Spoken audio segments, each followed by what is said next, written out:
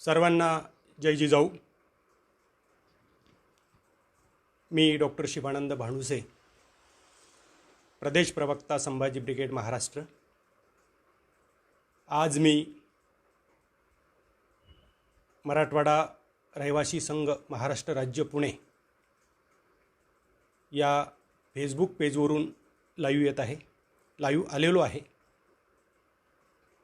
या मराठवाडा रहिवासी संघाचे प्रमुख आमचे मित्र रुपेश बेद्रे पाटील, या फेसबुक पेजचेही प्रमुख रुपेश बेद्रे पाटील, या पेजवरून अनेक नामांकित, अनेक विद्वान तज्ज्ञ यांनी आपले मनोगत व्यक्त केलेले आहेत. आज मी आपल्यासमोर आलेलो आहे. मराठवाडा रहिवासी संघ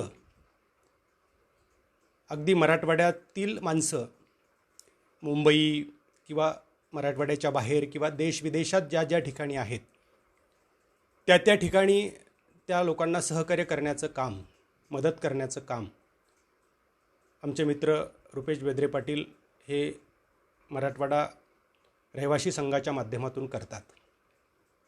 अगदी कोरोनाच्या काळातसुद्धा अगदी पक्ष संघटना विरहित फक्त मराठवाड्यातील माणसं, म्हणजे आपण देणं लागतो आपल्या माणसांची, तर या भूमिकेतून ते काम करतात. अगदी कोरोनाच्या काळातसुद्धा पुण्यातून इकडून तिकडून कुणाला पोचवण्याचं काम किंवा अजून कुठलं सहकार्य करण्याचं काम त्यांनी केलेलं आहे. पुण्यात फार मोठा ग्रुप त्यांचा तयार झालेला आहे आणि चांगलं काम त्यांचं सुरू आहे. त्यांच्या कामासाठी मी संभाजी ब्रिगेडच्या वतीनं त्यांना शुभेच्छा देतो आणि आपल्यालाही आव्हान करतो की आपणही या ग्रुपशी जोडलं पाहिजे आणि चांगलं काम केलं पाहिजे. आमचे मित्र, बीडचे मित्र दादासाहेबजी मुंडे यांचा आणि रुपेश बेद्रे पाटलाचा मला फोन आला की असं पेज आहे, असं काम आहे. मला बरंच काम माहीत होतं, पण पेजवरून तुम्ही लाईव्ह या आणि लाईव्ह आल्यानंतर तुम्ही आजची शिक्षण पद्धती दशा आणि दिशा या विषयावर विवेचन करा. विषय अवघड आहे, गंभीर आहे, आपल्या सगळ्यांच्या जिव्हाळ्याचा आहे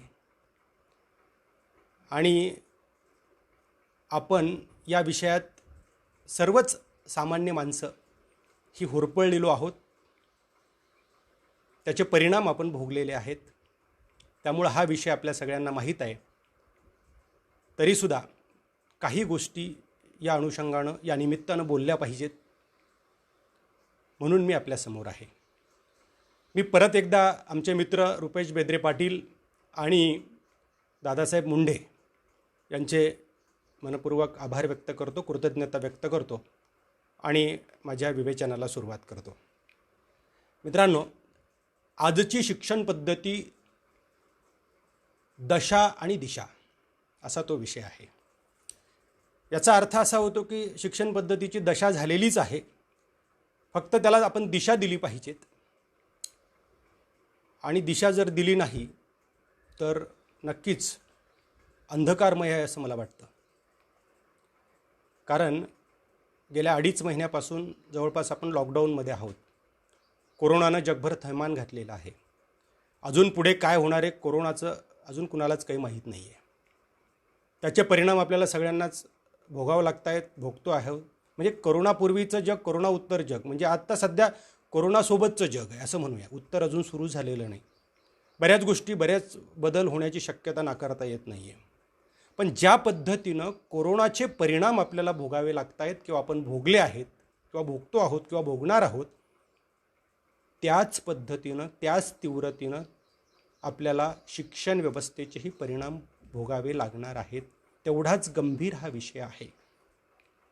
त्यामुळं हा विषय आपण सगळ्यांनी समजून घ्यावा आणि त्या दृष्टीनं पावलं उचलण्याची गरज आहे असं मला वाटतं. कारण कुणीतरी बोललं पाहिजे. आमचे हितसंबंध असतात पक्षाशी, संघटनेशी, इकडशी तिकडशी, माणसांशी, आणि मग कुणी बोलायचं, मांजराच्या गळ्यात घंटा कुणी बांधायची असे प्रश्न पडतात. परंतु सत्य बोललं पाहिजे. जर आपण बोललो नाही तर आपण आपल्याला फसवतो, समाजाला फसवतो, देशाला फसवतो, राज्याला फसवतो, असा त्याचा अर्थ होतो. म्हणून या विषयाच्या अनुषंगानं आपण बोललं पाहिजे. कुठल्याही देशाचा दर्जा त्या देशातील शिक्षण व्यवस्था किती दर्जेदार आहे यावर अवलंबून असतो. कुठल्याही शिक्षण व्यवस्थेचा दर्जा त्या देशातील ती चालवणारे किती दर्जेदार आहेत यावर अवलंबून असतो. आणि कुठल्याही शिक्षण व्यवस्था चालवणाऱ्यांचा दर्जा हा त्या देशातील शिक्षक, प्राध्यापक किती दर्जेदार आहे यावर ते अवलंबून असतं. या अनुषंगानं आपण या विषयाचा विचार केला पाहिजे. शिक्षण आणि ज्ञान या दोन भिन्न गोष्टी आहेत. म्हणजे साक्षर झालेच म्हणजेच ज्ञानी झाले असा त्याचा अर्थ होत नाही. सुशिक्षित झाले म्हणजे सुसंस्कृत होतात असाही त्याचा अर्थ होत नाही. जसं कणीस आणि भाकर असतं, म्हणजे कणसावर प्रक्रिया झाल्यानंतर कितव्या स्टेपला भाकर येते आपल्याला माहीत आहे. दूध आणि तूप असतं, म्हणजे दुधात तूप आहे परंतु त्याची प्रक्रिया व्हावी लागते. त्या पद्धतीने या सगळ्या गोष्टी असतात. त्या अनुषंगानं हा विषय आपण समजून घेतला पाहिजे. परंतु अगदी थोडक्यात मी आढावा यासाठी घेतो आहे कारण मी नेमके विषयावर येणार आहे. परंतु अगदी आढावा घेण्याचं कारण असं आहे की या देशातच नाही तर जगात शिक्षण हे ज्ञानाशी जोडलेलं नव्हतं, त्याचा संबंध ज्ञानाशी नव्हता, तर तो धर्माशी आणि देवाशी होता. त्या पद्धतीनं ते शिक्षण सांगितलं गेलं आम्हाला. आणि ज्यांनी ज्यांनी या ज्ञानाशी जोडण्यासाठी प्रयत्न केले त्यांना संपवण्याचं काम, त्यांना विरोध करण्याचं काम हे जगभर झालेलं आहे. म्हणजे भारतात संत तुकारामाच्या बाबतीत झालं असेल, फुलेंपर्यंत, तर सूर्याभोवती पृथ्वी फिरते सूर्य फिरत नाही याची अवस्था चर्चने काय केली आपल्याला माहीत आहे. त्यांना मारून टाकलं. सॉक्रेटिसचं आपल्याला माहिती आहे. अशी अनेक उदाहरणं आपल्याला देता येतील. त्या पद्धतीनं झालेला आहे, तसा तो संबंध होता. तथागत गौतम बुद्ध हे म्हणतात की जगाच्या पाठीवरील गुलामगिरी संपवण्यासाठी काय उपयोगाचं आहे? शिक्षण आणि ज्ञान. म्हणजे ही आमची विचाराची परंपरा आहे. पण तसं आम्हाला भिनू दिलं नाही, तसं भिनलं नाही, तसं सांगितलं गेलं नाही. आम्हाला मिथकं सांगितली गेली आणि मग अज्ञान आम्ही मान्य केलं आणि अज्ञानाला मान्य करून आम्ही ते स्वीकारलं आणि त्या अज्ञानात आम्ही जगतोय असं मला वाटतं. कारण आज जगाचा आणि आपल्या देशाचा जर विचार केला, तुलनेचा विचार केला, तर प्रचंड मोठा फरक आज पडलेला आहे. तो मुळात आहे आणि तो अजून वाढतच गेलेला आहे. म्हणजे आमच्या देशावर इंग्रजांचं राज्य होतं. 15 ऑगस्ट 1947ला भारत देश स्वतंत्र झाला आणि त्या दिवशी शेवटचे गव्हर्नर जनरल लॉर्ड माउंटबॅटन यांनी एक नोट लिहिली होती. ती नोट काही विशिष्ट लोकांनी वाचली आणि मग त्याचा दुरुपयोग करण्याचं काम त्यांनी केलं. इंग्रज कुठलीही गोष्ट सांगून जायचे, परंतु त्याचा उपयोग कसा करायचा हे त्या म्हणजे अंमलबजावणी करणाऱ्यावर ते डिपेंड असतं. त्यांनी त्या पद्धतीने तो उपयोग केला. म्हणजे लॉर्ड मॅकॉलोनं आमच्याकडे जी शिक्षण पद्धती आणलेली आहे ती आजही सुरू आहे असं मला वाटतं. कारकून तयार करणारी ही शिक्षण व्यवस्था आहे आणि त्या पाट्या टाकणं आमच्या सुरू आहे आणि पाट्या त्या पद्धतीनं आम्ही टाकतोय आजही. परंतु आज अजून विदारक चित्र दिवसेंदिवस निर्माण होत चाललेलं आहे. थोडासा आढावा जर आपण घ्यायचं ठरवलं तर क्रांतिबा महात्मा ज्योतिराव फुले यांनी हंटर कमिशनसमोर ज्या पद्धतीनं आपला अहवाल सादर केला होता आणि त्या अहवालात म्हटलं होतं की शिक्षण सक्तीचं, मोफत आणि गुणवत्तापूर्ण असलं पाहिजे. त्याचवेळी पॅरलल बाळ गंगाधर टिळक म्हणत होते कोणतं शिक्षण? तर महात्मा फुले प्राथमिक शिक्षण सक्तीचं, मोफत आणि गुणवत्तापूर्ण झालं पाहिजे असं म्हणत असताना तेव्हा पॅरलल बाळ गंगाधर टिळक म्हणत होते की उच्च शिक्षण मोफत झालं पाहिजे. हा फरक आहे. तो आजही फरक मिटलेला नाही. तो कशा अँगलनं, कशा पद्धतीनं आपल्याला समजून घ्यायचा, आपण जाणकार आहात, त्या पद्धतीनं तो आपण समजून घ्यावा. म्हणजे या देशामध्ये महात्मा ज्योतिराव फुले यांनी हंटर कमिशनसमोर शिक्षण सक्तीचं, मोफत आणि गुणवत्तापूर्ण असलं पाहिजे प्राथमिक शिक्षण हे मांडलं.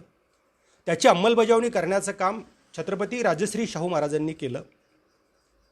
पुढे घटनेच्या माध्यमातून डॉक्टर बाबासाहेब आंबेडकरांनी शिक्षण सक्तीचं, मोफत आणि गुणवत्तापूर्ण असलं पाहिजे हे भारतीय राज्यघटनेमध्ये आहे, पण त्याची अंमलबजावणी झाली नाही हेही आम्ही लक्षात घेतलं पाहिजे.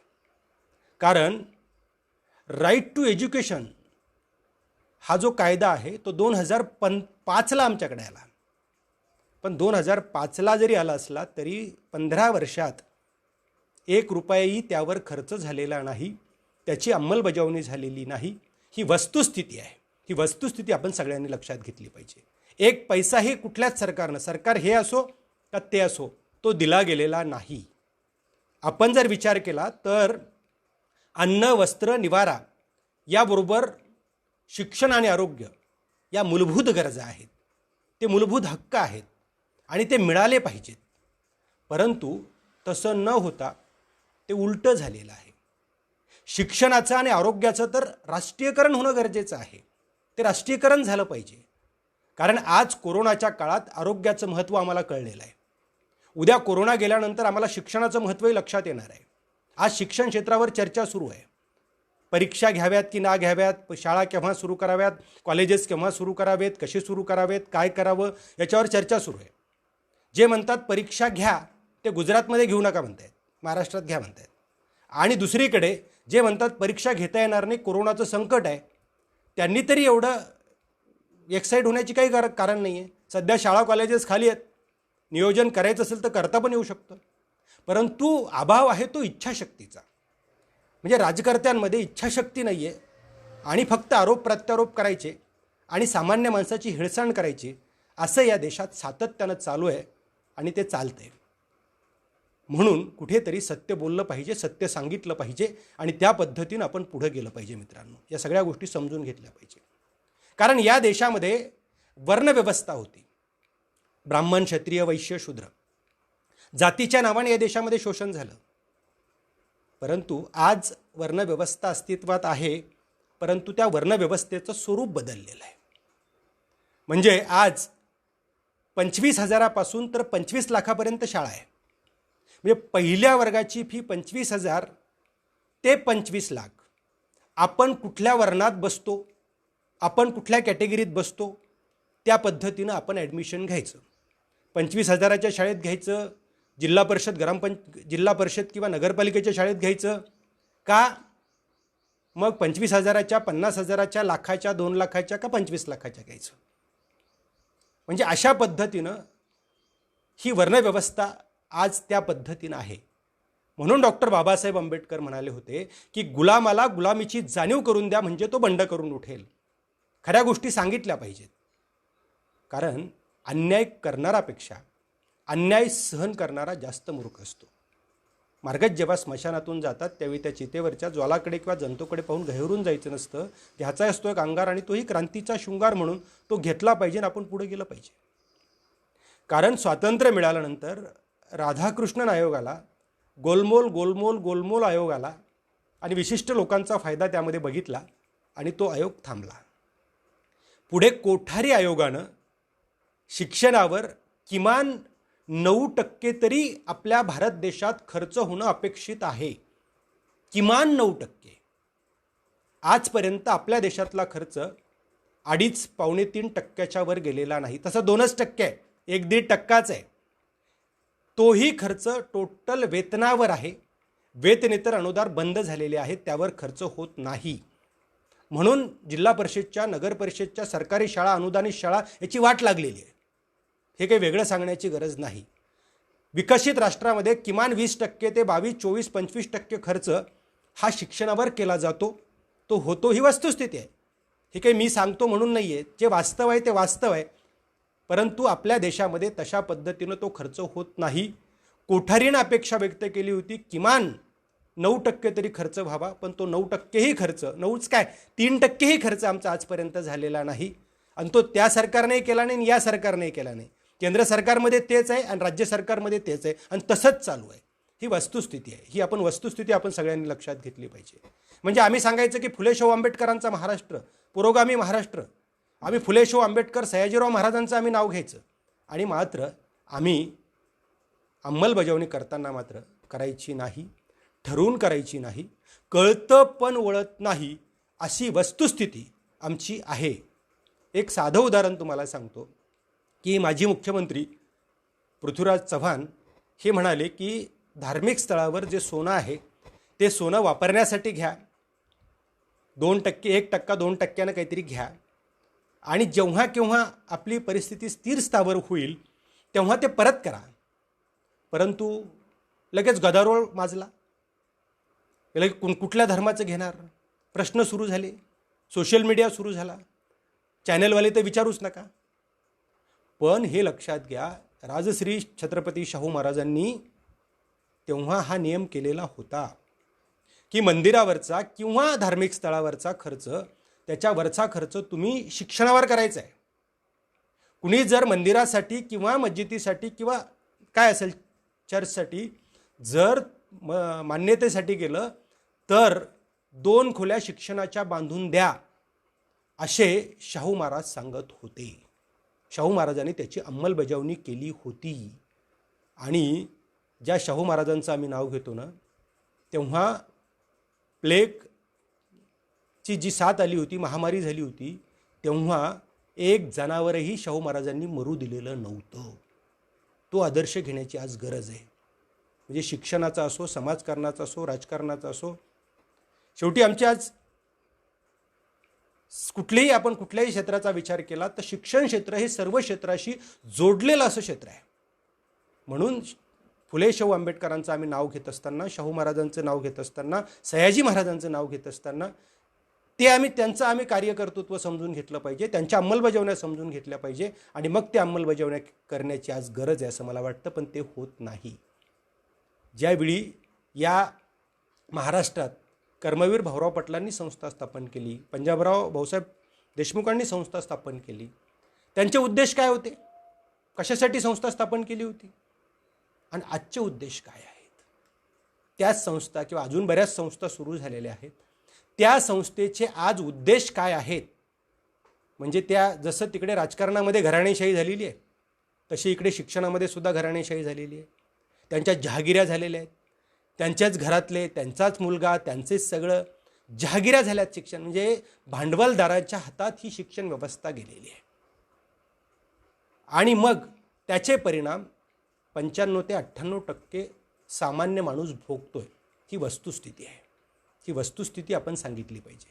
कारण बुडीता हे जन न देखवे डोळा म्हणून कळवळा येत असे. जे का रंजले गांजले त्याशी म्हणे जो अपुले, तोची साधू ओळखावा देव तेथेची जाणावा, असं संत जगद्गुरू तुकोबारायांनी म्हटलंय. तर महानोर म्हणतात, मोडलेल्या माणसांचे दुःख ओले झेलताना, त्या अनाथांच्या दीप लावू झोपताना, कोणतीना जात ज्यांची, कोणताना धर्म ज्यांना, दुःख भिजले 2 अश्रू माणसाचे माणसांना. या पद्धतीने विचार करण्याची गरज आहे. परंतु या सगळ्या शिक्षणातून मानवतेचे मूल्य गायब झालेत, कृतिशीलता राहिलेली नाही, आणि महाविद्यालय आणि विद्यापीठं ही बिनकामाची झालेली आहेत. ही सगळी बिनकामाची विद्यापीठं आहेत. ही वस्तुस्थिती आहे. वस्तुस्थिती आपण सांगितली पाहिजे. या संदर्भात आमचे बनबरे सर म्हणतात की विद्यापीठं आणि महाविद्यालयं ही पोल्ट्री फार्मसारखी झालेली आहेत. म्हणजे अंडे टाकायचे आणि अंडे टाकले की लगेच त्यातून ते पिल्लं काढायचे आणि अल्पायुषी अगदी थोड्याच दिवसात ते संपवायचे. असं सगळं चालू आहे. या सगळ्या गोष्टीचा सगळ्यांनी गांभीर्यानं विचार करणं गरजेचं आहे असं मला वाटतं. संभाजी ब्रिगेडनं सातत्यानं या संदर्भात भूमिका घेतलेली आहे. आम्ही सातत्याने हे मुद्दे मांडलेले आहेत. परंतु आज जगासमोर हे आले पाहिजेत. मुद्दा असा आहे की हे सरकारला, राज्यकर्त्यांना, विचारवंतांना, अभ्यासकांना कळत नाही का न कळण्याचं सोंग घेतलेलं आहे, हाही प्रश्न उपस्थित होतो. पण असं जर न कळण्याचं सोंग आपण घेणार असू तर याचे परिणाम दूरगामी आणि वाईट भोगावे लागतील. आपण आपल्याला फसवतोय, आपण आपल्या राज्याला, आपल्या देशाला, समाजाला फसवतो, हे आपण सगळ्यांनी लक्षात घेणं गरजेचं आहे. आणि हे जे सध्या चाललं आहे, म्हणजे विद्यापीठाचं शिक्षण चाललं आहे, अभ्यासक्रम चालले आहेत, त्यामध्ये चुकीचे महापुरुष पुढे येत आहेत. जे महापुरुष नाही त्यांचा इतिहास सांगितला जातो आहे, आणि जे महापुरुष आहे त्यांना बाजूला ठेवलं जातं आहे. जी माणसं इतिहास विसरतात ती इतिहास घडवू शकत नाहीत. पण खरा इतिहास पुढे येणं गरजेचं असतं, तो येत नाही. फक्त धार्मिक आणि जातीय द्वेष निर्माण करण्याचं काम शिक्षणाच्या माध्यमातून आज केलं जात आहे. आणि विज्ञानापासून तर फाडकतच घेतलेली आहे. म्हणजे आमच्या देशाचे प्रधानमंत्री नरेंद्र मोदी हे गणपतीचं महत्त्व विदेशात पटवून देतात आणि कोरोनाच्या काळात टाळ्या थाळ्या दिवे वाजवा म्हणतात. हे काय चाललं काय? हा प्रश्न गंभीर आहे. या सगळ्या प्रश्नाचा विचार आपण केला पाहिजे. असं जर होत असेल 21व्या शतकाच्या गप्पा मारताना, तर हे पुढचं भवितव्य अंधकारमय आहे. म्हणजे जसं कोरोनाचे परिणाम होणार आहेत तो विषय जेवढा गंभीर आहे, तेवढाच विषय शिक्षणसुद्धा गंभीर आहे. आम्ही त्या पद्धतीनं समजून घेण्याची गरज आहे. कारण मुद्दा असा आहे की आमचे सर्वच महापुरुष आणि विद्वान विचारवंत म्हटले होते की शिक्षणानं प्रश्न सुटतील. पण सुटलेत का प्रश्न? स्वातंत्र्योत्तर भारतात शिक्षणानं प्रश्न सुटलेत का वाढलेत? हा प्रश्न सर्वात महत्त्वाचा सगळ्यांसाठीच आहे. याच्यावर विचारमंथन करण्याची गरज आहे आणि त्यातून मार्ग काढण्याची गरज आहे. पण ते का सुटले नाहीत? तर त्याचं पहिलं उत्तर आहे राजकीय इच्छाशक्ती नाही. राजकीय इच्छाशक्ती असली तर प्रश्न सुटू शकतात, परंतु राज्यकर्त्यांची ती इच्छाशक्ती नाही. म्हणून त्यावर चर्चा होत नाही. त्यावर चर्चा करणारे कुणी नाहीत. कुणी बोलत असेल, त्यावर सांगत असेल, लिहित असेल तर मीडिया छापत नाही, दाखवत नाही. दुसरी गोष्ट, चळवळी जर या गोष्टी पुढे आणत असतील तर चळवळी फोडण्याचं आणि चळवळी संपवण्याचं सुद्धा राजकारण या पुरोगामी महाराष्ट्रात होतंय. कोण करतंय, काय करतंय, आपण जाणकार आहात. मराठवाड्यातली सगळी माणसं आज पूर्ण महाराष्ट्रभर, विशेषतः आमचे बेद्रे पाटील पुण्यात आहेत, त्या सगळ्यांना जाणकार आहेत. काही विद्यार्थी शिक्षणासाठी गेलेले आहेत, काही व्यवसायासाठी गेलेले आहेत. आपण सगळे समजून उमजून आहात की कोण करतंय, आपल्याला कळतं हे सगळं. म्हणून जागृत होण्याची गरज आहे. कारण घराणेशाहीनं आज जसं राजकारणाचं झालं आहे तसंच शिक्षणाचंही झालं आहे. घराणेशाहीच त्यामध्ये सुरू झालेली आहे. म्हणून हे सर्वसामान्य माणसाचे प्रश्न आपल्याला एकत्रित येऊन सोडवावे लागणार आहेत. नाही सोडवलं तर त्याचे परिणाम गंभीर होणार आहेत. म्हणजे यांना कळत नाही असं अजिबात नाही. मी जर म्हटलो राज्यकर्त्यांना, विद्वानांना, अभ्यासकांना हे कळत नाही तर ते माझं अज्ञान ठरेल. तसं नाही. कळतं, पण ते वळवून घ्यायचं नाही, अशी वस्तुस्थिती आहे. म्हणजे ज्यांनी देशाशी गद्दारी केली, 64,000 कोटी कर्ज बुडवलं, त्या कर्ज बुडव्यांना तुम्ही लगेच कर्ज माफ करून टाकता, हे कसं कळतं? किंवा कोरोनाच्या काळात सावरकरांचा आणि टिळकांचा उदो करणं, हे कसं कळतं? कसं चालतं? त्या पद्धतीनं कसं होतं? म्हणून मुद्दा असा आहे की हे कळतं पण वळत नाही. अभ्यासक्रमाच्या बाबतीत, विचारवंताच्या बाबतीत, म्हणजे मी 2-5% लोक चांगले आहेत त्याबद्दल मी काहीच म्हणणार नाही. ते पोटतिडकीन लिहितात त्याबद्दल काही दुमत असण्याचं कारण नाही. परंतु 90% मात्र हे समजून उमजून असं चाललं आहे. म्हणजे आमच्या आजही अभ्यासक्रमात रेन रेन गो अवे किंवा सांग भोलानाथ पाऊस पडेल काय, आणि शाळेभोवती पाणी साचून सुट्टी मिळेल काय, काय म्हणजे काय शिकवतो आम्ही? काय चाललं आहे? कशासाठी चाललं आहे? हे आम्हाला इतिहास आहे. ज्याच्याकडे आदर्श नाहीत, इतिहास नाही, त्यांनी हरकुलससारखे आदर्श निर्माण केले आणि आदर्श घेऊन पुढे जाण्याचा प्रयत्न केला. आमच्याकडे ऑलरेडी आदर्श आहेत, परंतु आम्ही ते आदर्श न घेता, म्हणजे आम्हाला शिवाजी महाराज माहीत आहेत, बाबासाहेब माहीत आहेत, फुले माहीत आहेत, शाहू माहीत आहेत, पण चुकीचे माहीत आहेत. आणि काही लोकांना बरोबर माहीत आहेत पण चुकीचे वापरणं सुरू आहेत. म्हणून शिक्षण पद्धतीचे 3-13 झालेले आहेत. म्हणून कुठल्याही देशाचा दर्जा त्या देशातील शिक्षण व्यवस्था किती दर्जेदार आहे त्यावर अवलंबून असतो, आणि त्या शिक्षण व्यवस्थेचा दर्जा चालवणारे किती दर्जेदार आहेत त्यावर अवलंबून असतो, आणि ते चालवणाऱ्यांकडे शिक्षक किती दर्जेदार आहे त्यावर ते अवलंबून असतं. हे आम्ही लक्षात घेतलं पाहिजे. म्हणजे मी सुरुवातीलाच तुम्हाला सांगितलं की आज पहिलीची फी 25,000 ते 25 लाखापर्यंत गेलेली आहे, आणि दुसरीकडे सरकारी शाळा बंद पडत आहेत. कसं काय बंद पडत आहेत सरकारी शाळा?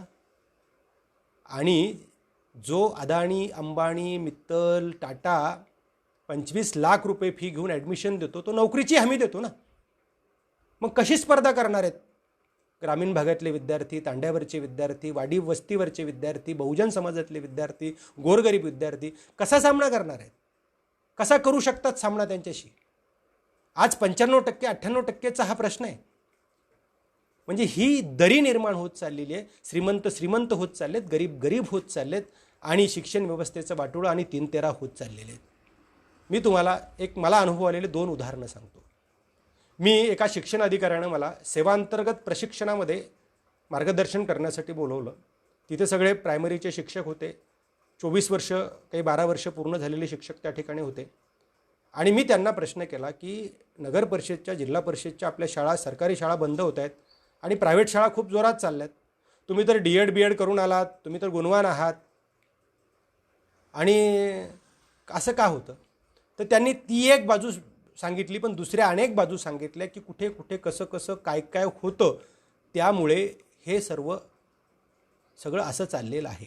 किती शिक्षकावर लोड आहे, काय आहे, म्हणजे शिक्षकाला काय कामं आहेत, खिचडी करण्याचं काम शिक्षकाचं, लोकसंख्याचं काम शिक्षकाचं, निवडणूक लागली की शिक्षकाचं, ऑपरेशनचे कामं काही टार्गेट शिक्षकाकडे, याद्या तयार करणे शिक्षकाकडे. शिकवायचं कधी?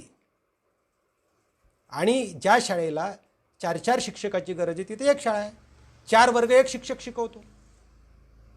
ही वस्तुस्थिती आम्ही लक्षात घेतली पाहिजे. आणि मधल्या काळात काय झालं? DED BEd MEd, पुढे इंजिनिअरिंग, खिरापतीसारखे कॉलेज वाटून टाकले, प्रचंड बेकारी निर्माण केली, सॅच्युरेशन तयार झालं सगळीकडे. त्याचे परिणाम आज आपण भोगतो. आणि आता तर सांगितलं की नोकर भरती पण होणार नाही. काय उत्तरं द्यायची नवीन पिढीला? काय सांगायचं त्यांना की आम्ही जे काही कारनामे केलेत किंवा जे पाप करतो ते तुम्ही भोगणार का आता, असं सांगायचं की त्यांना? म्हणून आज कुठेतरी जागृत होण्याची गरज आहे. ही वस्तुस्थिती आपण सगळ्यांनी लक्षात घेण्याची गरज आहे. आणि सरकारी शिक्षकसुद्धा, म्हणजे शिक्षकाचा मान सन्मान दर्जा समाजामध्ये होता सुरुवातीच्या काळात, आता तो पूर्ण संपलेला आहे. शिक्षक 100% गुलाम झालेला आहे. म्हणजे तो घाबरतो, तो बदलीला घाबरतो, तो सरप्लसचा घाबरतो, तो कारवाई व्हायला घाबरतो, त्याचा पूर्वानुभव तसा असतो आणि म्हणून तो गुलाम म्हणून काम करतो. हे झालं सरकारी शिक्षकाचं. खाजगी शिक्षकाचं सुद्धा तसंच आहे.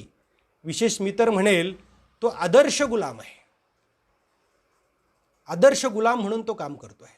म्हणजे संस्था चालक, एवढंच नाही, पालक, अधिकारी, विद्यार्थी, या सगळ्यांच्या याच्यामध्ये त्याचं सँडविच होत आहे. आणि मध्ये काही मग चमचे, चेले, चपाटे, हुजरे, दांभिक हे असतात. म्हणजे असली नसली त्याची वाट लावण्याचं काम सुरू आहे. जो स्वतःला गुलाम म्हणून काम करतो स्वतः, तो पुढे स्वाभिमानी पिढी घडूच कसा शकतो? घडूच शकणार नाही. म्हणजे शिक्षक संपवण्याचं काम या पद्धतीनं सुरू आहे. आणि मग गवगवा काय केला जातो की क्वालिटीसाठी शिक्षणाचं खाजगीकरण केलं का? शिक्षण सक्तीचं मोफत आणि गुणवत्तापूर्ण असलं पाहिजे असं बाबासाहेबांनी म्हटलं होतं. जोपर्यंत कुठलंही राष्ट्र विकसनशील आहे तोपर्यंत तिथे शिक्षण मोफत आणि गुणवत्तापूर्ण असलं पाहिजे. शिक्षणाचं राष्ट्रीयकरण झालं पाहिजे, आरोग्याचं राष्ट्रीयकरण झालं पाहिजे. त्या पद्धतीने या गोष्टी घडल्या पाहिजेत. का घडत नाही? म्हणजे दुकानदाऱ्या इकडे सुरू असताना आम्ही मात्र समाजाला, देशाला फसवतो, राज्याला फसवतो, अशी ही वस्तुस्थिती सगळीकडे सुरू आहे. म्हणून शिक्षकाची अवस्था तशी झालेली आहे आणि गवगवा मात्र आमचा असा सुरू आहे. आणि इकडे भांडवलदाराच्या घशात सगळं गेलेलं आहे. मीडिया त्याच्यावर बोलत नाही, कारण मीडिया, संपादक आणि पत्रकार यांना काही बोलण्याचे अधिकार आहेत असं मला वाटत नाही. आणि जे मालक आहेत त्यांनी धंदा सुरू केलेला आहे, त्यांना काही घेणं देणं नाही. जिकडून पैसे येतात दावणीला बांधल्या जायचं आणि त्या पद्धतीनं बोलायचं. ही वस्तुस्थिती आहे. कुणाला राग येईल, कुणाला लोभ येईल, याच्यापेक्षा मांजराच्या गळ्यात घंटा कुणी बांधायची, कुणीतरी बांधली पाहिजे. आणि संभाजी ब्रिगेडनं ते ठरवलेलं आहे. ती जी वस्तुस्थिती ती मांडली पाहिजे. आम्ही ती मांडत आलेलो आहे आणि मांडणार आहे. म्हणून त्या पद्धतीनं मीडिया, भांडवलदार हे सगळं चालू आहे. आणि मग काय होतं, आमचा गरीबातला गरीब किंवा रिक्षावालासुद्धा मग कॉन्व्हेंटची, इंटरनॅशनल स्कूलची स्वप्न पाहतो, त्याची ती ओढाताण, कुठल्या तरी शाळेत टाकण्याचा प्रयत्न करतो. परंतु हे लक्षात घ्या की माझ्या घरातली मोलकरीण आणि माझा मुलगा आहे, किती काही केलं तर फरक असणारच आहे. तो होऊ नये. शिक्षणाच्या बाबतीत सगळं होऊ नये यासाठी प्रयत्न होणं गरजेचे आहेत. आणि ते होणं शक्य आहे. हे डॉक्टर बाबासाहेब आंबेडकरांनी लिहिलं तर उगाच लिहिलेलं नाही आहे, की त्यांना माहीत होतं की होऊ शकतं, आपण हे करता येतं आणि हे केलं पाहिजे. परंतु तेच म्हणाले होते की कुठलीही लोकशाही कितीही आदर्श असली तरी, किंवा कुठलीही घटना कितीही आदर्श असली तरी अंमलबजावणी करणारे जर योग्य नसतील तर त्याचे परिणाम मात्र सगळ्यांनाच भोगावे लागत असतात आणि त्याचे विपरीत परिणाम होत असतात. तसं कुठे दिसणं सुरू झालेलं आहे किंवा दिसतंय सर्रास. ते दिसणं सुरू झालेलं आहे, दिसतंय. म्हणजे एवढंच नाही तर सरकारी शाळा भाडे तत्वावर देणं सुरू झालेलं आहे आणि शिक्षणाचा अधिकार संपवण्याचं काम सरळ सरळ सुरू झालेलं आहे. म्हणजे मुंबईतल्या काही शाळा भाडे तत्वावर दिलेल्या आहेत. औरंगाबादसारख्या, पुण्यासारख्या, मुंबईसारख्या ठिकाणच्या नगर परिषदच्या शाळा 80% बंद पडलेल्या आहेत. म्हणजे दुसरीकडे जर प्रायव्हेट शाळा चालतात, जिथे क्वालिफाईड लोक नाहीत त्या शाळा चालतात, फी देऊन चालतात. इकडे प्रॉब्लेम काय? का चालत नाही? शिक्षण शेवटच्या माणसापर्यंत पोचलं पाहिजे असं ज्यावेळी आपण म्हणतो, किंवा महात्मा फुले, डॉक्टर बाबासाहेब आंबेडकर, राजश्री शाहू महाराज म्हणत होते, आज ते का पोचत नाही? कोण पोचू देत नाही? कसं पोचत नाही? आणि शिक्षण आणि नोकरी असा संबंध आम्ही जोडतो. व्यावसायिक शिक्षण तर महाग झालेलं आहे, तो सामान्य माणूस घेऊ शकत नाही. आणि जे शिक्षण घ्यायचं आहे त्याचा नोकरीचा काही संबंध नाही. व्यावसायिक शिक्षण ते घेता येत नाही. म्हणजे थायलंडसारख्या देशामध्ये की हेअर कटिंग युनिव्हर्सिटीज आहेत, त्या पद्धतीनं विचार होणं गरजेचं आहे, त्या पद्धतीनं सांगणं गरजेचं आहे. पण ते प्रत्येकाला मिळणं गरजेचं आहे. शिक्षण म्हणजे गुणवत्ता. गुणवत्तेचे निकष कशावरून ठरवायचे? पैशावरून का गुणवत्तेवरून? हा प्रश्न आहे. म्हणून खेडेकर साहेब, आमचे मराठा सेवा संघाचे संस्थापक, म्हणतात की बूट पॉलिशपासून तर तेल मॉलिशपर्यंत कुठलीही लाज बाळगू नका, काम करा. पण ही व्यवस्था तसंही होऊ देत नाही आहे. म्हणजे मुद्दा असा आहे की या सगळ्या गोष्टी समजून उमजून घेण्याची गरज आहे, त्या आम्ही घेतल्या पाहिजे. म्हणजे मला प्रश्न असा पडतो की CBSE, ICC किंवा स्टेट बोर्ड कुठेही ॲडमिशन घेत असताना CBSE किंवा ICSEला काय होतं? गुणवत्तेचा दर्जा का पैशाचा दर्जा? ॲडमिशन कशावर होतं? पैशावर ॲडमिशन होतं. तुमची किती कुवत आहे त्याच्यावर ते ॲडमिशन होतं. ते गुणवत्तेवर ॲडमिशन होत नाही. आणि दुसरी गोष्ट, तिथले अभ्यासक्रम अगदी पिचून टाकलेत पोरं सगळी. तुम्ही काही शिस्तच राहिलेली नाही. अगदी सकाळी 6 ते रात्री 10पर्यंत ते मुलं त्याच्यामध्येच बिझी असतात. बाकीच्या अदर ॲक्टिव्हिटी, सर्वगुण संपन्न, हे सगळं आता विसरून गेलं पाहिजे, असं सगळी वस्तुस्थिती तयार झालेली आहे. आणि इकडे सरकारी तुकड्याला मान्यता नाही, सरकारी शाळेला मान्यता नाही, तिथं वेतनेतर अनुदान नाही, तिथं काहीच नाही. अशी विसंगतीसुद्धा आहे. म्हणजे एकीकडे शैक्षणिक मानसशास्त्र काय सांगतं याचाही विचार आम्ही करायला तयार नाही आहे, ते समजून घ्यायलाही आम्ही तयार नाही आहे. आणि दुसरीकडे शिक्षण सक्तीचं, मोफत, गुणवत्तापूर्ण, प्रत्येकाला शेवटच्या घटकापर्यंत ते मिळालं पाहिजे असा विचार करायला सुद्धा आम्ही तयार नाही आहे. ही वस्तुस्थिती आहे आणि ती सुरू आहे. आज म्हणजे जवळपास 5 का 6 हजार शाळा महाराष्ट्र सरकार बंद करायला निघालेलं आहे. ज्या वस्त्या, वाड्यावर, तांड्यावर ज्या शाळा आहेत त्या बंद केल्यानंतर 5-5, 10-10 किलोमीटर दुसरीकडे जाऊन त्या विद्यार्थ्यांनी शिकायचं, तर सुविधा आहेत का तशा जाण्यासाठी? पावसाळ्यात ते जाऊ शकतील का? आज गावातल्या गावात जाण्याची त्यांची परिस्थिती गंभीर आहे. खाण्याचे प्रश्न गंभीर आहे.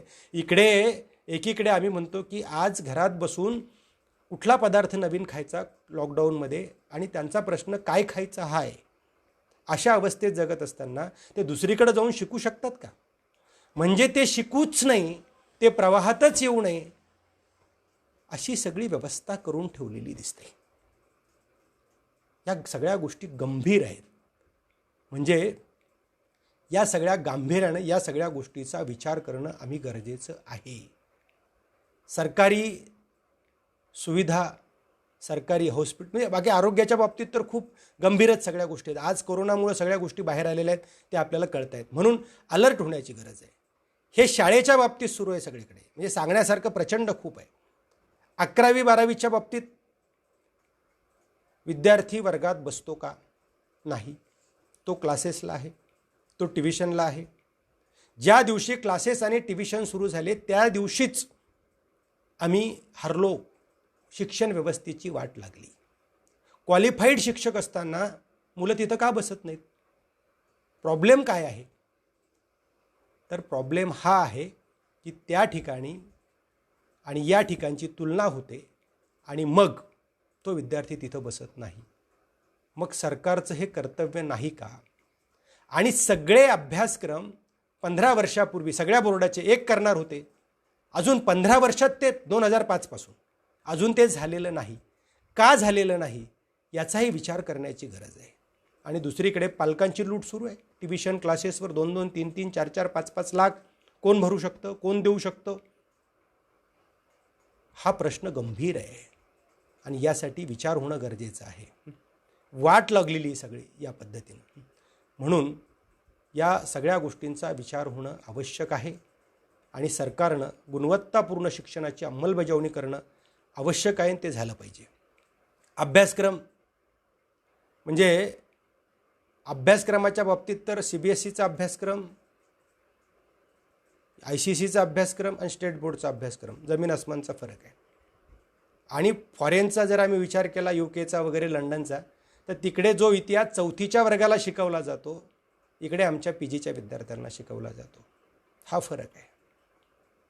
हे अशी विसंगती जर असेल तर कसल्या समानतेच्या आम्ही गोष्टी करतो, कसल्या समानतेच्या गप्पा मारतो, कसल्या पुरोगामी महाराष्ट्राच्या गप्पा मारतो, कसल्या आम्ही फुलेशाह आंबेडकरांचं नाव घेतो? हा प्रश्न सगळ्यांसमोरच आहे आणि याच्यावर गांभीर्याने विचार होण्याची गरज आहे. पदवीच्या बाबतीत आर्ट, कॉमर्स, सायन्स ही फक्त नावाला कॉलेज सुरू आहेत.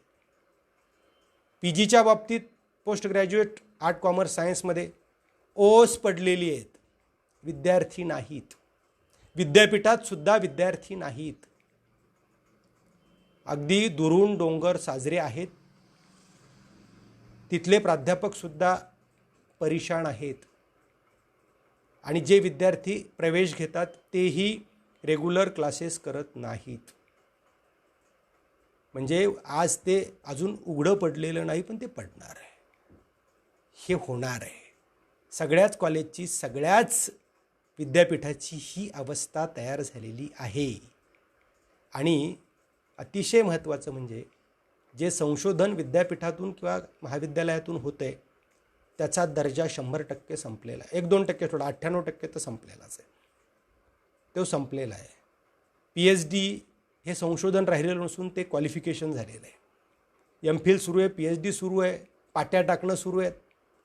तो प्रबंध, तो विद्यार्थी तो गाईड लिहिल्यानंतरही परत वाचतो की नाही हा प्रश्न आहे. म्हणजे चाललं काय? आंधळं दळतंय आणि कुत्रं पीठ खातंय अशी वस्तुस्थिती आहे. दर्जा कुठल्याच गोष्टीला राहिलेला नाही. याला जबाबदार कोण आहे? याला आजची परिस्थिती जबाबदार आहे. राज्यकर्त्यांची मानसिकता जबाबदार आहे. राज्यकर्त्यांची इच्छाशक्ती जबाबदार आहे. त्यामुळे हे सगळं घडतंय. म्हणजे आजही माझ्या मुलाला जर मी ठरवलं की अनुदानित किंवा जिल्हा परिषदच्या शाळेत टाकायचं तर प्रश्न विचारला जातो का? मग मला टाकावं लागतं. तुम्ही आम्ही सगळेच त्याचे बळी आहोत. आणि 1,00,000, 2,00,000, 3,00,000 एवढी एका वर्षाची फीस आहे. तेवढ्यात तर पूर्ण शिक्षणालाही तेवढे लागले नसतील कदाचित, मला तसं वाटते. ही अशी वस्तुस्थिती आहे. असं होतंय. आणि दुसरी महत्त्वाची गोष्ट मला तुम्हाला ही सांगायची आहे की हे या अनुषंगानंच की मेडिकल इंजिनिअरिंग कॉलेजेस, ॲटोनॉमस स्वायत्त कॉलेजेस, आता जे तिथे ॲडमिशन घेतात त्यांची चूक आहे असं मी म्हणणार नाही. कारण त्यांच्याकडे पैसा आहे आणि त्यांना ती सुविधा उपलब्ध आहे. परंतु आज जर विचार केला तर MBBSची फीज किमान 25 लाख इयरली, 25, 30, 35, 40 लाख वर्षाला फीज आहे.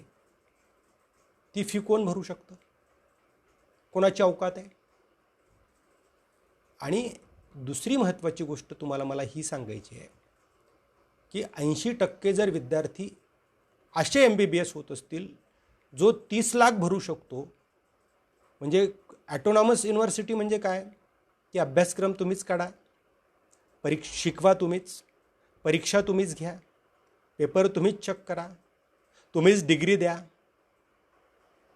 जो पालक किंवा जो विद्यार्थी 30 लाख 35 लाख भरू शकतो तो अजून 2-3 लाख घ्या म्हणतो आणि या वर्षाचं पास करून टाका म्हणतो. असं जर पूर्ण डिग्रीचं झालं तो MBBS होतो. पुढे 1 कोटी 2 कोटी 3 कोटी भरून तो MS किंवा MD होतो. आणि तो MS MD झाला की तो स्पेशलिस्ट होतो. पण तो डॉक्टर आहे का? गुणवत्तेचं काय? कदाचित तो पैसे भरून झाला, पण गुणवत्तेचं काय? आणि आज जर 80% डॉक्टर्स असे होत असतील सगळ्याच क्षेत्रात, तर उद्या अजून 10, 15, 20 वर्षानंतर हेच डॉक्टर जर असतील तर हे डॉक्टर असतील का हॉस्पिटलमध्ये? आणि इकडे ज्याची लायकी डॉक्टर होण्याची आहे तो कंपाऊंडर होतोय. म्हणजे 530 वर जर क्लोज झाला असेल आणि त्याला 29 मार्क आहेत, त्याचा नंबर नाही लागत आहे.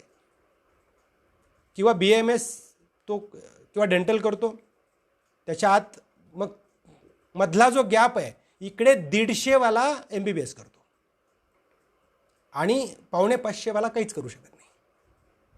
गुणवत्तेचं काय चाललंय? म्हणजे आम्ही आमच्या जीवाशी खेळतो आहोत. आमच्या डॉक्टर इंजिनियरला गेल्या 25-30 वर्षापूर्वी विदेशातून खूप मागणी होती, आज नाही. आज इंजिनिअरिंगचंही तसंच झालं आहे. अगदी फी भरायची आणि इंजिनिअरिंग करायचं. आता तर इंजिनिअरिंगच्या जागा पण खाली राहायला लागल्या. कोण विचारणार अशा इंजिनियरला? आणि असे डॉक्टर झाल्यानंतर तो तर सुरा घेऊन तलवार घेऊनच बसणार ना, ये कापतो. कारण मी तिकडे 2-3 कोटी घातलेत, हॉस्पिटलला 10 कोटी घातले, आणि तू आता जो येतो पेशंट त्याला कापायचं. चाललं काय? कुणी बोलणार आहे की नाही याच्यावर? म्हणजे 125-150 मार्कवाला MBBS MD MS होतो आणि 450-500 ज्याला CETत मार्क मिळालेले आहेत तो मात्र होऊ शकत नाही. ही वस्तुस्थिती आहे. म्हणजे माझ्याकडे ज्याला चांगले मार्क मिळालेले, 2 मार्काने MBBS गेलेलं, ज्याला डेंटल करावं लागलेलं, तो येऊन रडत होता. त्यावेळी छोट्या मुलानं विचारलेला प्रश्न, तो का रडतो, त्याचा का नंबर लागला नाही, आणि दुसरा त्याचा मित्र, त्याला तर 142 मार्क असताना नंबर कसा काय लागला? काय उत्तरं देणार आहोत आपण याची? आहेत का कुणाकडे उत्तरं याची? आणि हे कुणाला कळत नाही का? हे गंभीर नाही का? म्हणजे दुसरीकडे आम्ही आमच्या जीवाशीही खेळतो आणि पैशाच्या जोरावरच ते करू शकणार आहेत. तेच डॉक्टर होणार, तेच इंजिनियर होणार, तेच काय काय होणार, आणि मग कापणार. अशी सगळी वस्तुस्थिती आम्ही लक्षात घेतली पाहिजे. आणि हे सगळं चालू आहे. म्हणून गुणवत्तेचं काय हा प्रश्न आपण विचारले पाहिजेत. आणि हे जे ॲटोनॉमस कॉलेज आहे, ठीक आहे ना, ॲटोनॉमस कॉलेज नसावेत असं माझं दुमत असण्याचं काही कारण. गुणवत्तेचं काय? गुणवत्ता होत नाही आहे, म्हणून हे गंभीर आहे. आपण जीवाशी खेळतो आहोत. आपण आपल्याला फसवतो आहोत, समाजाला फसवतो आहोत, राज्याला फसवतो आहोत, देशाला फसवतो आहोत. अशी आमची शिक्षण व्यवस्था आहे. म्हणून शिक्षण व्यवस्थेचा गांभीर्यानं विचार होणं गरजेचं आहे. आणि तो जर झाला नाही तर पुढचं भवितव्य हे सगळ्यांचंच अगदी अंधकारमय असणार आहे. ही वस्तुस्थिती आहे. ही वस्तुस्थिती आपण सगळ्यांनी लक्षात घ्यावी. दुसरी गोष्ट अशी आहे की सगळ्यांना माहीत असणारा मुद्दा, शिक्षक भरती संस्थेमध्ये, प्राध्यापक भरती, नॉन टीचिंगची भरती डोनेशनशिवाय, पैसा दिल्याशिवाय होते का? नाही. गुणवत्तेचं काय? मेरिटचं काय? आणि जर पैसा देऊन राजेरोसपणे सगळं चालत असेल तर income tax, anti corruption bureau, सरकार, तुम्ही आम्ही सगळेच गप्प आहेत. मूग गिळून सगळे गप्प बसलेले आहेत, कुणीही बोलत नाही. मग संस्था चालकांना त्याच्या पद्धतीनं त्याला गुलाम लागतील तेवढे भरायचे आणि त्यांनी तसं पद्धतीनं काम करायचं. पण विद्यार्थ्याचं काय? माझं म्हणणं आहे की एखादा शिक्षक प्राध्यापक अदर ॲक्टिव्हिटी करत असेल, अदर क्षेत्रात काम करत असेल, पण तो जर गुणवान असेल तर तो तिथं पण न्याय देईल ना. परंतु ज्याच्याकडे गुणच नाही, गुणवानच नाही आहे, ज्याच्याकडे तो सब्जेक्ट एक्सपर्टच नाही आहे आणि तो फक्त पैशावर तिथे शिक्षक आणि प्राध्यापक म्हणून जर येत असेल तर हे प्रचंड वाईट आहे. कारण PhD हे संशोधन नाही तर हे आता क्वालिफिकेशन झालेलं आहे त्या पद्धतीनं. किंवा बाकीही सगळंच, D.Ed B.Ed कसं होतं, काय होतं, कुठे होतं, कसं करून घेतलं जातं, जायचं काम आहे की नाही, कसे पेपर होतात, निकाल कसे लागतात, ही वस्तुस्थिती आहे. हे काही सांगण्याची कुणाला गरज नाही आहे. पण तरी आपण सगळे डोळे झाक त्याकडे करतो आहोत. म्हणजे हुंडा पद्धती जसं देणं घेणाऱ्यावर गुन्हा दाखल होतो पण सुरूच आहे, त्याच्यापेक्षा हे म्हणजे प्रचंड गंभीर आहे. ते तरी कमीत कमी दिला तर ते मुलीला देतात. पण इकडे काय चाललं आहे? आणि ते चुकीचंच आहे. हुंडा पद्धती तर बंद झालीच पाहिजे, परंतु त्याच्यापेक्षा गंभीर हे आहे. म्हणून गांभीर्याने या सगळ्या गोष्टीचा विचार होणं गरजेचं आहे. आणि ते जर नाही झालं तर त्याचे परिणाम मी परत परत सांगतो की आपल्याला हे भोगावे लागणार आहेत. यावर मीडिया बोलत नाही, मीडिया हे सांगत नाही. हे सगळ्यांना माहीत असून कुणीही या विषयावर बोलायला तयार नाही. पण नाही बोललं तर परिणाम वाईट होतील. अधिकाऱ्यांच्या बाबतीत शिक्षण क्षेत्रातले संस्थेअंतर्गत बदल्या होतात, तो एक प्रशासकीय बाब असते. तरीसुद्धा शिक्षण अधिकाऱ्यांनी डेप्युटी डायरेक्टर पैसे घेतात बदलीचं अप्रुव्हल देण्यासाठी. बाकी तर भ्रष्टाचाराचं विचारूच नका. म्हणजे बाकी क्षेत्रात महसूलमध्ये किंवा इतर क्षेत्रात किती भ्रष्टाचार चाललेला आहे. त्यांच्या संपत्त्या आज किती होत्या आणि उद्या किती झाल्यात आणि परवा किती होणार आहेत. अधिकारी असू द्या, पदाधिकारी असू द्या, राजकारणी असू द्या, हे कुणी बोलायला तयार नाही. कारण यांना माहिती आहे आज त्यांचं काढलं तर उद्या आपलं काढलं जाईल. आणि म्हणून सगळे तेरी बी चूप मेरी बी चूप ही वस्तुस्थिती सध्या आहे. पण यावर सर्वसामान्य माणसांनी, अभ्यासकांनी, कवींनी, साहित्यिकांनी, विचारवंतांनी विचार करण्याची गरज आहे. जर नाही केला तर भवितव्य अंधकारमय असणार आहे, हे लक्षात घेतलं पाहिजे. कारण आता शिक्षकांची, सुशिक्षितांची व्याख्या बदलली आहे. जो जास्त शिक्षित, जो जास्त मोठ्या पदावर, तो जास्त भ्रष्टाचारी. म्हणजे तलाठी आहे तो फक्त गावापुरता भ्रष्टाचार करतो, गाव खातो. जिल्हाधिकारी आहे तो जिल्हा खाऊन टाकतो आणि खाणं सुरू आहे आणि सगळ्यांनाच माहीत आहे. पण कुणीच बोलायला तयार नाही, कुणीच मांजराच्या गळ्यात घंटा बांधायला तयार नाही. परंतु असं जर होत असेल, उघड्या डोळ्यानं आपण हे सर्व जर बघत असू तर हा विषय गंभीर आहे. त्याचे परिणाम आपल्याला भोगावे लागतील. आणि महत्त्वाचा विषय आहे की मराठवाडा पेज आमचे बेद्रे पाटील चालवतात. मराठवाड्याचा गंभीर प्रश्न तो आरक्षणाचा आहे, जो नोकरी आणि शिक्षणाच्या संदर्भात आहे. मुद्दाम या विषयावर स्पर्श केला पाहिजे. त्याचं कारण असं आहे की फुलेंनी आरक्षणाची संकल्पना मांडली, शाहूंनी त्याचं अंमलबजावणी केली, घोड्याचं सुंदर उदाहरणसुद्धा दिलेलं आहे. आरक्षण काय आहे तर ते प्रतिनिधित्व आहे. Indian constitution, reservation means representation. ते रिप्रेझेंटेशन आहे, प्रतिनिधित्व आहे. ते कुणाला दिलं जातं? ज्याला मिळालं नाही. कुणाला मिळालं नाही त्याच्या टक्केवारीनुसार त्याला ते मिळत नाही, म्हणून ते दिलं जातं आणि ते दिलं पाहिजे असा त्याचा सरळ सरळ अर्थ आहे. पण मराठा समाजाला जे आरक्षण मिळालं ते कोर्टात सध्या आहे, त्याचं काय? त्याच्यासोबत सारथीचं आणि अण्णासाहेब पाटील महामंडळाचं काय? आणि म्हणजे मी मुद्दाम सांगेल की गोपीनाथरावजी मुंडे साहेब एका माणसानं वंजारी समाजासाठी विजय एन टी अबळकड तो कोठा करून घेतला व्यवस्थित. इकडे तर आमचे कितीक होते सगळे. म्हणजे मी मराठा म्हणूनच नाही सांगत, परंतु गरज होती ना. कारण राज्य मागासवर्गीय आयोगानं मागास ठरवलं आहे आणि खरंच परिस्थिती गंभीर आहे समाजाची. पण तरीसुद्धा कुणी केलं नाही. याला कोण जबाबदार आहे? कोण करू शकत होतं? हे आपल्याला माहीत नाही का? माहीत आहे. परंतु आम्ही निवडणुकी आलो की हे सगळं विसरून जातो, दावणीला बांधल्या जातो आणि साहेब म्हणतो. आणि घराणं कुठलंही पर्टिक्युलर मी कुणावरच बोलणार नाही, पण आपल्या लक्षात येतं आहे मला काय म्हणायचं आहे. पण हे बोललं पाहिजे. हे जर आपण बोललं नाही तर परत सांगतो याचे परिणाम आपल्याला सगळ्यांनाच वाईट भोगावे लागणार आहेत. म्हणून आज जागं होण्याची गरज आहे आणि ते समजून घेण्याची गरज आहे. म्हणजे मराठा समाजाला 58 मोर्चे काढावे लागले, 45 तरुणाला बलिदान करावं लागलं, आत्मबलिदान करावं लागलं, 40 वर्ष संघर्ष करावा लागला, तरी हातात काय पडलं? का पडलं नाही? आता हे सगळे आमचे मराठवाड्यातले पुण्याला गेलेले सगळे बेद्रे पाटला सगळे सहकारी बघा हे सगळ्या गोष्टी कोण आहे, काय आहे, कुठं कसं होतं आहे. म्हणून चिकित्सक होणं गरजेचं आहे, समजून घेणं गरजेचं आहे. कोण कारणीभूत आहे हे समजून घेणं गरजेचं आहे. जर आपण सुशिक्षित म्हणून घेत असू, आपल्याला हे कळत असेल आणि कळून वळून घेणार नसू तर आपल्याला येणारा काळ आणि येणाऱ्या पिढ्या माफ करणार नाहीत. म्हणून आपण या जाणीवपूर्वक या सगळ्या गोष्टी करणं गरजेचे आहेत. विकसित राष्ट्राचा आदर्श घेण्याची गरज आहे. बरं, विकसित राष्ट्रात तर सोडाच. आमच्या देशामध्ये आम्ही दिल्लीला गेलो होतो.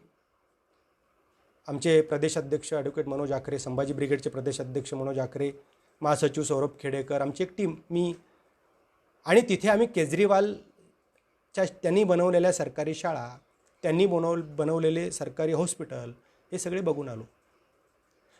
आणि त्यांनी शिक्षकांना ट्रेनिंगसाठी सिंगापूरला पाठवलं, आरोग्यासाठी वेगवेगळ्या ठिकाणी पाठवून प्रशिक्षण घेऊन त्यांनी त्या सगळ्या गोष्टी केल्या. मग हे जर दिल्लीला होऊ शकतं तर ते महाराष्ट्रात किंवा संपूर्ण भारतात का होऊ शकत नाही? का होऊ शकत नाही याचा अर्थ राजकीय इच्छाशक्ती नाही. राजकीय इच्छाशक्ती जर असेल ते होऊ शकेल ना, परंतु तिथे होऊ शकतं, इथे का होऊ शकत नाही हा प्रश्न तुम्हाला मला सगळ्यांना पडला पाहिजे.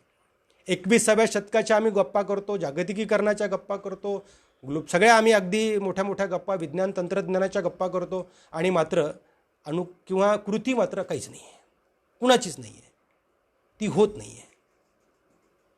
म्हणून या सगळ्या गोष्टीचा गांभीर्यानं विचार करण्याची गरज आहे. संभाजी ब्रिगेडनं गेल्या 3-4 वर्षापासून एक मोहीम हातात घेतलेली आहे. ती मोहीम अशी आहे की जे सरकारी कर्मचारी, अधिकारी, सरकारी पदाधिकारी या सगळ्यांना सरकारच्या सगळ्या सोयी सुविधा लागतात, पण सरकारी हॉस्पिटल नको आहे, सरकारी शाळा नको आहे, सरकारी बस नको आहे, सरकारी बाकीचं काहीच नको आहे. इकडे मात्र पाहिजे, सरकारी नोकरी पाहिजे, सरकारी पदं पाहिजे.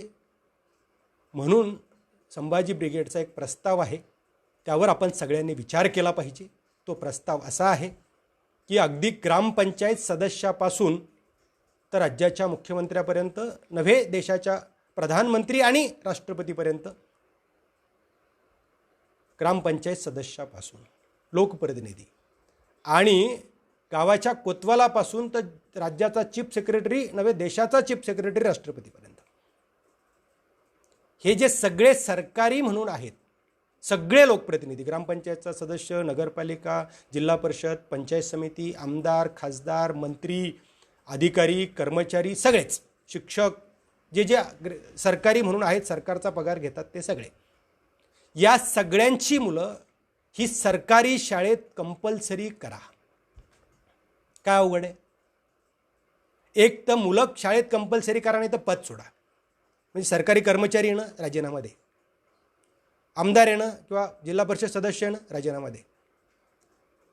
जर ज्यावेळी आमदाराचा, खासदाराचा, मंत्र्याचा, कलेक्टरचा, कमिशनरचा मुलगा, तहसीलदाराचा, डेप्युटी कलेक्टरचा, प्राध्यापकाचा मुलगा जेव्हा तिथे शिकेल, एकाच शाळेत सगळे येतील, शाळेचा दर्जा आपोआप वाढेल ना.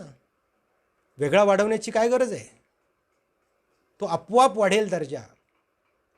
पण हे का होत नाही याची अंमलबजावणी करणं साधी गोष्ट आहे. हे का होत नाही आहे? हे होणं अपेक्षित आहे. म्हणून आता या सरकारनं, केंद्र सरकारला सुद्धा, राज्य सरकारला सुद्धा संभाजी ब्रिगेडच्या वतीनं विनंती आहे की सरकारी अधिकारी, कर्मचारी, सरकारी पदाधिकारी, अगदी ग्रामपंचायत सदस्यापासून तर राष्ट्रपतीपर्यंत किंवा महाराष्ट्रापुरतं मुख्यमंत्र्यापर्यंत, राज्यपालापर्यंत आणि कोतवालापासून तर चीफ सेक्रेटरीपर्यंत या सगळ्यांची मुलं सरकारी अनुदानित शाळेत कंपल्सरी करा. आपोआप बदल दिसायला लागतील. म्हणून दशा जी झालेली आहे, दिशा जर घ्यायची असेल आपल्याला तर अशी पावलं उचलावी लागेल. केजरीवालचा एक आदर्श आहे, विकसित राष्ट्राचे आदर्श आहेत, आणि काही गोष्टी समजून उमजून करणं गरजेचं आहे. आणि शिक्षणाचं आणि आरोग्याचं राष्ट्रीयकरण करणं गरजेचं आहे. ते राष्ट्रीयकरण अगोदर होणं आवश्यक आहे. ते राष्ट्रीयकरण करावं आणि या पद्धतीनं पुढे अंमलबजावणी करावी. नाहीतर मी सांगितलेली वस्तुस्थिती आणि अजून बरीच वस्तुस्थिती आहे, बरंच वास्तव आहे, ज्याचे परिणाम तुम्हाला मला सगळ्यांनाच भोगावं लागत आहेत, उद्या भोगावे लागतील. पुढच्या पिढ्यांना आपल्याकडे उत्तरं नाहीत देण्यासाठी. म्हणून आज कृतीची गरज आहे. जो करणार नाही त्याला धडा शिकवणं आपलं काम आहे. तो कुणीही असो, जो करेल तो आपला. त्यामुळे इथे पक्ष, संघटना, इथे सरकार, विरोधी पक्ष हा विषय नाही, परंतु आज राजकर्त्यांची मानसिकता बदलण्याची गरज आहे.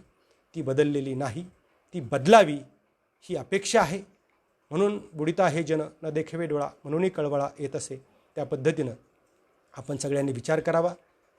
महात्मा फुलेंनी म्हटले, विद्येविना मती गेली, मतीविना नीती गेली, नतीविना गती गेली, गतीविना वित्त गेले, वित्तविना शूद्र खचले, एवढे अनर्थ एका अविद्येने केले.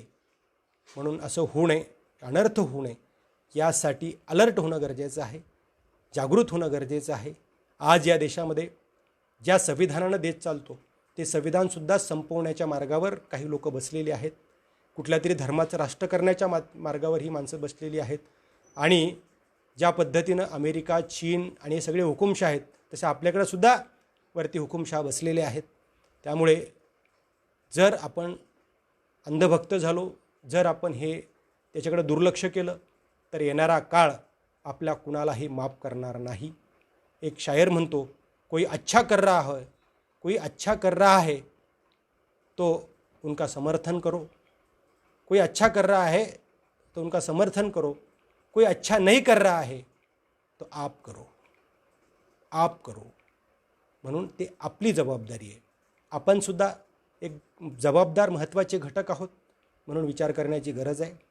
शिवाजी सावंतांनी म्हटले, तारुण्य म्हणजे ज्वलंत धमन्यांचा विरस्पंदन, निसर्गाने मानवाला दिलेला सर्वात श्रेष्ठ वर, जीवनाच्या नगरीतील एकमेव राजमार्ग, आनंदाने वावरण्याचा कालखंड, कर्तव्य दाखवण्याचा कालखंड, वास्तवतेचे आणि कल्पनेचे पंख लावून आकाशात उंच उंच भरारी मारण्याचा कालखंड म्हणजे तारुण्य. या तारुण्याचा सदुपयोग करा, चिकित्सक व्हा आणि खरं बोलायला आपण शिकलं पाहिजे, जाणीव करून दिली पाहिजे. राजकारत्यांना आपण त्यांचे डोळे उघडले पाहिजेत. आणि जर असं होत नसेल तर धडा शिकवण्याचं कामसुद्धा तुमचं माझं सगळ्यांचंच आहे. त्या पद्धतीनं आपण वाटचाल केली पाहिजे. ती जर नाही केली तर येणाऱ्या पिढ्या, येणारा काळ आपला कुणालाही माफ करणार नाही, हे आपण लक्षात घेतलं पाहिजे.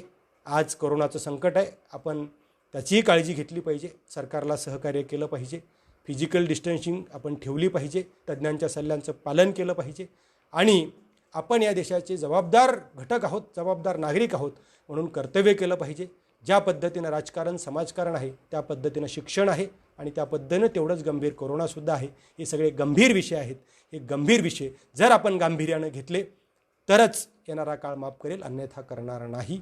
वाईट परिस्थिती असेल, अराजकता निर्माण होईल. म्हणून हे सगळं करावं अशी अपेक्षा व्यक्त करतो. आणि मला आमचे मित्र रुपेश बेद्रे पाटील यांनी या पेजवर बोलवलं, तुम्ही सगळ्यांनी ऐकून घेतलं. तुमचे सगळ्यांचे, रुपेश बेद्रे पाटलाचे, त्यांच्या सर्व सहकाऱ्यांचे मी मनपूर्वक आभार व्यक्त करतो आणि थांबतो. जय जिजाऊ, जय शिवराय.